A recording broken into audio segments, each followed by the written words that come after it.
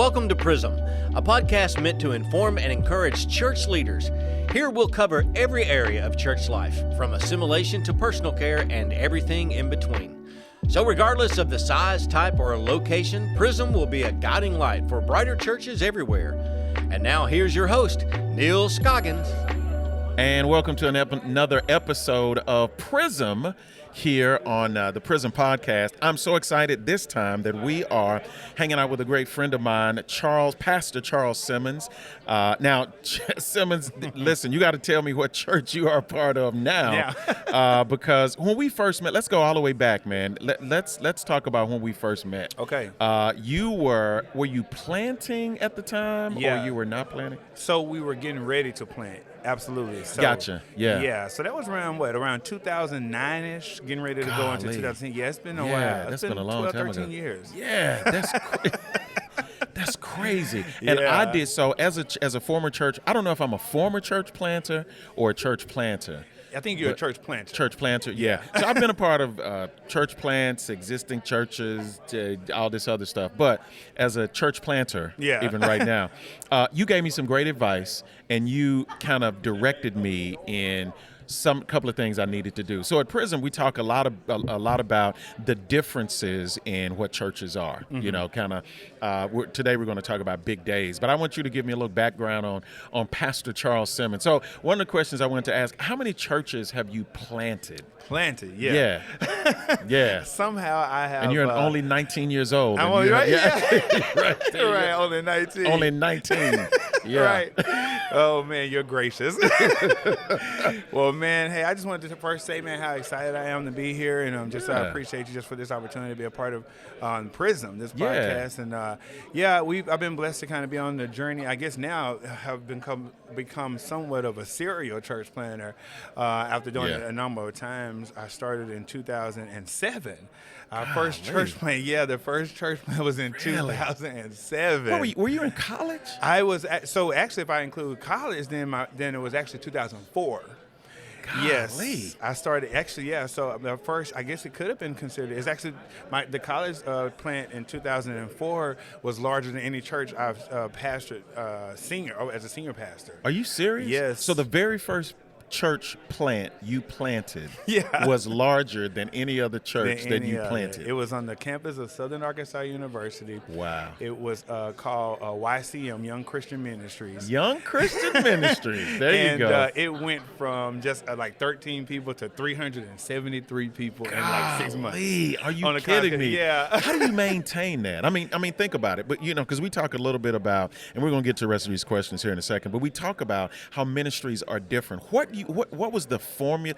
I don't want to say formula. What was the thing? What was the... It was a little different. It spoiled me. I thought the rest of my journey was going to be that way. It was not. Yeah. There you go. Yeah. So it was different. The culture was a little different. The guy was able to really kind of use my background as like a football player and have some success in that. Gotcha. The president of my fraternity at that time, and just kind of use the authenticity of that part of my world, and people kind of building my influence up in that world, so that when God really got a hold of my life and when I got saved and then he called me into that, it wasn't, they knew, oh snap, he's talking about the Bible?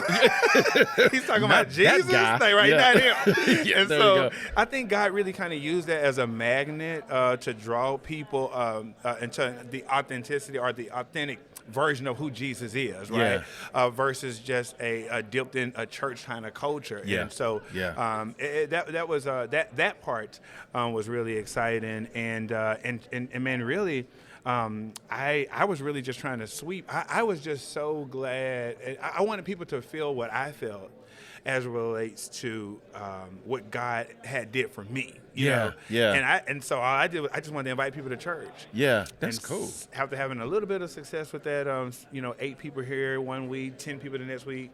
After a while, I just I'm just going to see how many people I can invite this week. And so eventually, I started taking roll. And it just kind of took off fire. Fire from there. Yeah, the very first one. So in the meantime, from that point until now, because right now you're at number what, 10? Yeah.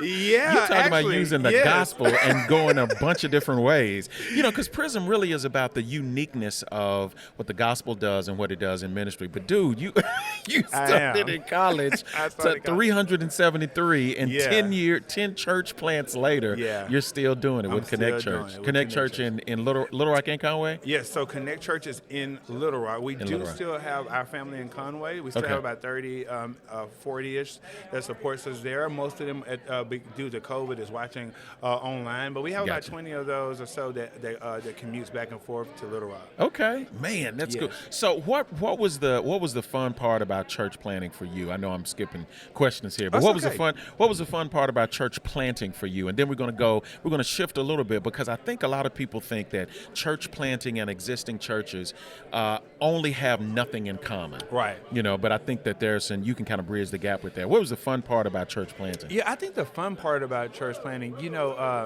is when I grew up, I watched a group of individuals, radical individuals called the 18. You remember me? B.A. Baracus. Yes. And I think, was it Hannibal? He used to always say, I love it when a plan comes together. Yeah, there you go. That was the fun. That's the fun part about church planting. It is being able to envision lives being changed. It is being able to envision a lot of times things starting from zero, right?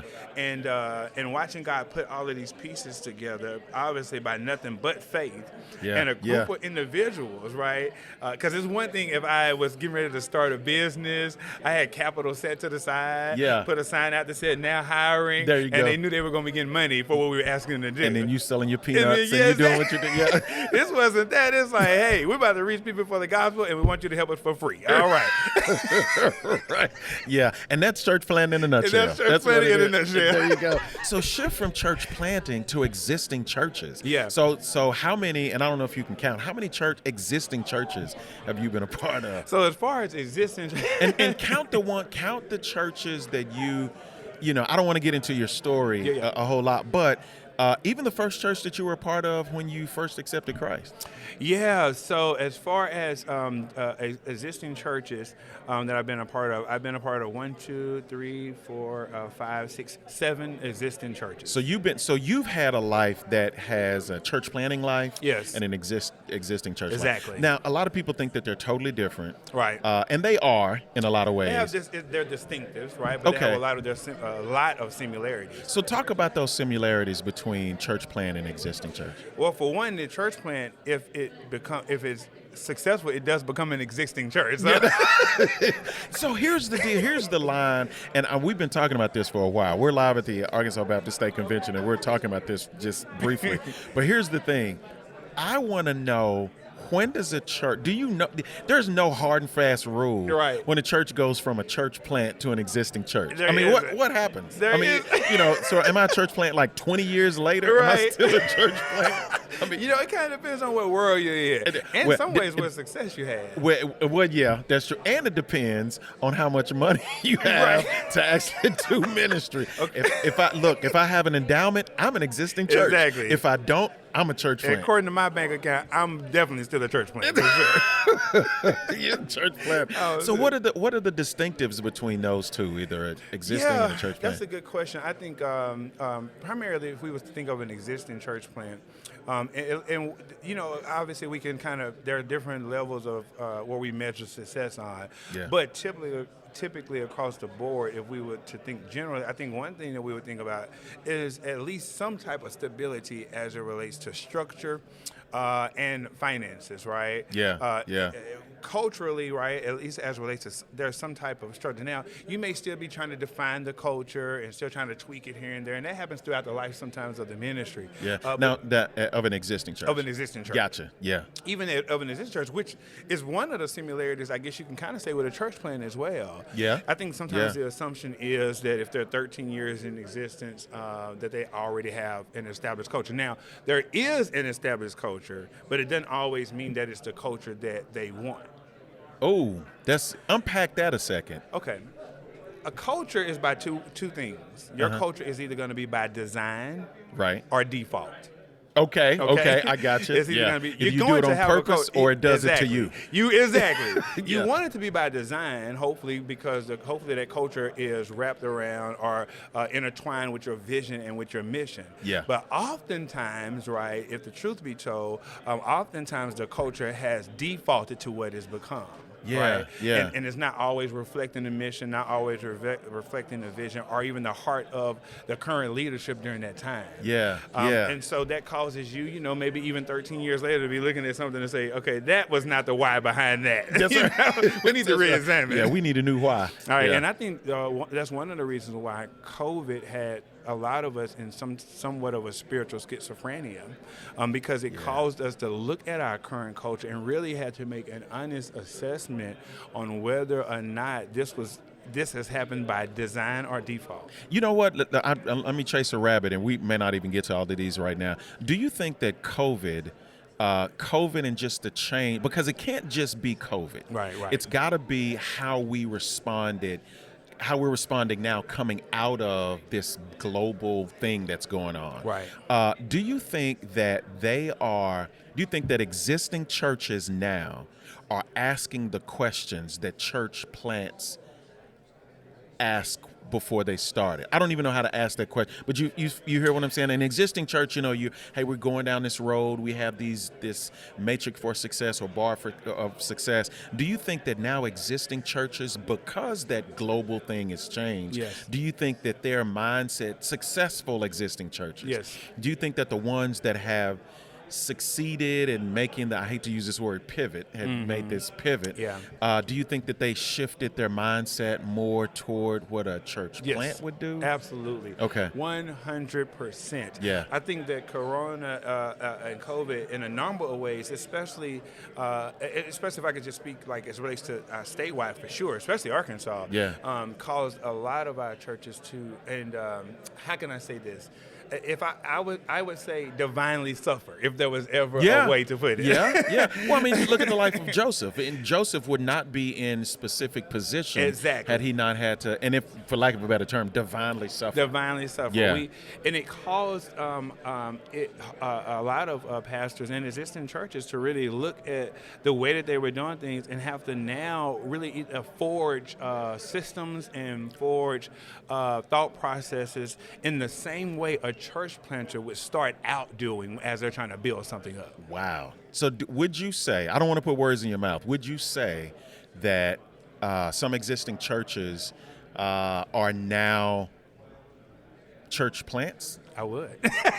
I mean, because here's the deal. Because I think what the gospel does, I think what the life cycle of churches do is they go, there's this, you talk about the bell curve and all these other things in business. But I think this may be a season, and you correct me if I'm wrong, this may be a season where everything that looks so unique is now, I think everybody's kind of coming together and saying, hey, that was for the church planter, but now I'm an existing church, I'm an existing pastor. I have to ask myself, hey, here's some things that we have to do. I would definitely say it would be to the advantage of every church to at least assume that they are starting with a blank canvas. Wow. Even if they're shipped in a way, it has to be even if some of us have a speedboat and others of us we got to turn it a little bit slower. Yeah, got an ocean liner. Yes. Yeah. I think that it would be to the advantage to start thinking that way and start dreaming on what's working, what's not working, because our brains being a muscle, it has to be worked. Yeah. And I think that there are levels of creativity that cannot be tapped into if we're always trying to paint on the same canvas. Yeah. So I would definitely think that it would be to the advantage of churches that are in existence. And I would say this, to maybe even get to invite a church planter in to lunch or into some of the spaces to help both of you all kind of glean off each other and think in a way that that would benefit both parties. Yeah. I think you're talking about something that's real radical. That we don't. But really, we don't talk about it when we talk about church health. When we talk about church growth, we always want to compartmentalize. I mean, we talk about the three compartments: church plant, existing church, and church revitalization. Right. Now, what would be the difference between church planting and church revitalization? Do you think that what we're happening now is revitalization or more church plant? I'm putting you on the spot with this, but yeah. I think it's both and, right? Okay. So church plant is for, let's just say, so there are a number of things, or a number of structures or organizations, or the way that things are being built that may be considered a church plant, right? Yeah. So in one instance, it is, this is a church plant. It's starting all the way from scratch. You know, they're going to have to build a team, so forth and so on, right? Yeah. But then there are other and so let's just say that team is, 12, 15, 20, 24 people or whatever, 30 people, and then now you're moving maybe into a launch phase type of situation. Yeah. All right, that's a church plant starting from scratch. But then let's just say you have a church that at one particular time saw a larger number of people, but for one thing or another, maybe a divine struggle. Yeah, I like that. Right? What you call it earlier? A divine pain I or said divine divinely, something. It was Holy Spirit inspired. Because I don't even know. I don't even remember what the divine word was. suffering or something. There you go. Yeah. Or maybe in some ways it has dwindled down to where it is, right? Yeah. And we can wait to die all the way out, or you can again adopt the mindset of a church planter and say, maybe God we're now at the point where we have to consider the ones we have left as a large core team. group. Yeah, exactly. As a large launching team, and so then in that case you would be struck. Again, your thought processes will align with each other as a church planter. Now, I can say as it relates to church revitalization, generally you're thinking about someone who is going into an existing church. They're still in some ways going to have an apostolic e-spirit because they're going to have to carve some things out. They're still going to have a pastoral heart, right? Because they're going to have to be very careful and delicate at how they handle that situation. That's right. when they go into it. Pace is going to be different. Yes, the in pace is a going church to be totally revitalization, different. which is different than this global divine pain. Yeah. I mean, because we had to do it, and then with revitalization, you're doing it. You have to do it, but I think the pace is different. I'm just jumping out there. And in some ways, the revitalization, they're open. Some of the resistance is different, but so the beginning of it starts out as, we're open to the fact that we know we're working on being revitalized. Yeah. Versus another church who has to go through the pain of facing the reality that if we are not revitalized, we're gonna die. It may be an end result. Exactly. The end result is death. There you go. I like that, man. I like that. I think existing church pastors and church planners, it sounds like what I'm learning from this. If I had to name this episode, it would be, existing versus church plants. Just look, and not necessarily negating church revitalization, but just kind of. Yeah, I actually think there should be. I'll be honest, man. I think that there are. I think that sometimes because the thought process as it relates to a church planner is in a number of ways the same kind of thought process that it would be for a person that is going that God is calling to go and actually revitalize the church. I think in a lot, because they're so similar, they can oftentimes be twisted. Meaning, I think there are a number of church planners, and this is me not knocking anyone, obviously, but I think that there are a number of church planners who probably in some ways should even consider whether or not God may actually be calling them to plant something, carve it all the way out from the beginning, or go in and actually revitalize the actual church. Yeah. Because those skill sets, I think, are totally different. Right. Both have to be entrepreneurial. Right. Both have to understand systems. Right. Both have to have the ability to build relationships outside of wherever they are. Both have to have an eye or a heart for community. Right. And all of those things. But revitalization, it's different because I think like you said, or I use the word pace. Yeah. I think the pace has to be totally different. I'm running kind of short on time on this one, but we got a couple of minutes. I do want to dig into the difference in big days. Yes. Now, let me define what I mean by big days. Okay. Easter, Christmas Eve services.